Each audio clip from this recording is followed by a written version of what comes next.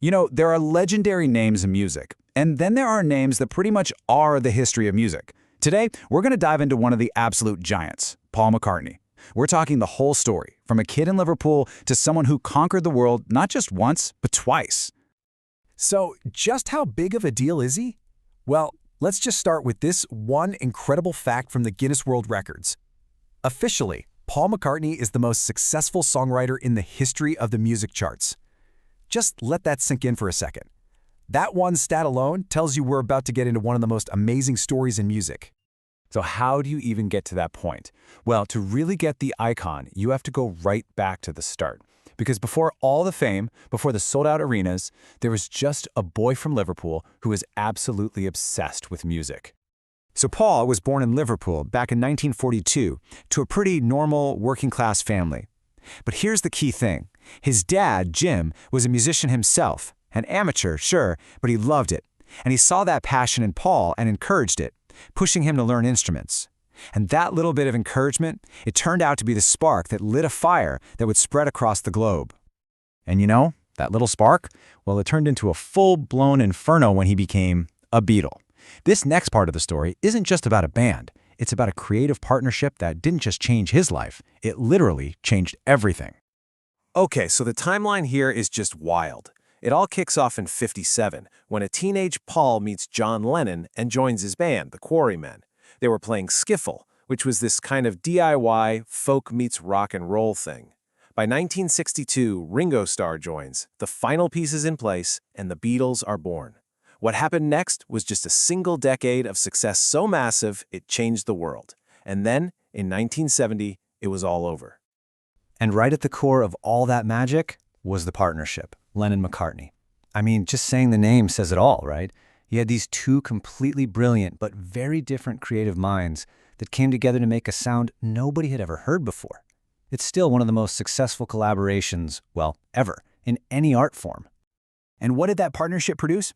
Oh man, where do you even start? I mean, think about it. Yesterday, Hey Jude, Let It Be. These aren't just great pop songs, they're woven into the fabric of our culture. Each one is a work of genius. And that's not even scratching the surface. And that right there leads to the million-dollar question.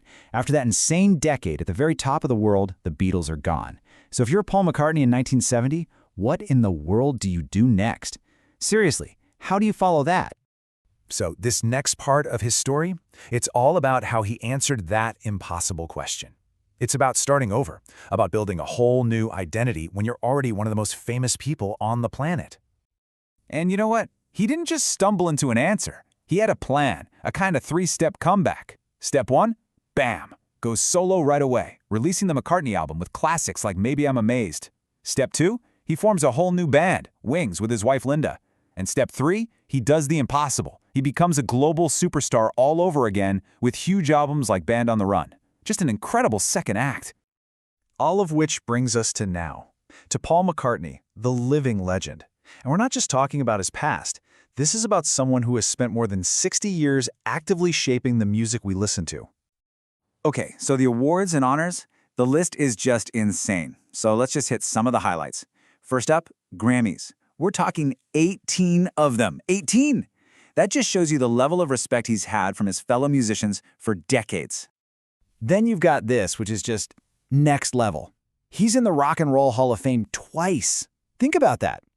Once with the Beatles, of course, but then again all by himself for his solo work. That almost never happens. It's a huge deal. And then, in 1997, he gets the ultimate seal of approval from Great Britain. He's knighted by the Queen for everything he's given to music. Sir Paul McCartney. It doesn't get much bigger than that. But you know, awards are one thing. For me, maybe the most incredible thing is how he stayed so relevant. This isn't some oldies act. In the 80s, he's making massive hits with Stevie Wonder and Michael Jackson. Then you fast forward all the way to 2015, and who's he on a hit song with? Kanye West and Rihanna. That ability to connect across generations, it's just mind-blowing. And get this, he's not slowing down. He's still putting out albums that critics and fans love, like McCartney 3 just a few years ago. And he's still out there, touring with more energy than guys half his age, selling out stadiums around the world. So when you look at this entire incredible career, from that kid in a skiffle band to making hits with Rihanna, it really makes you wonder, doesn't it?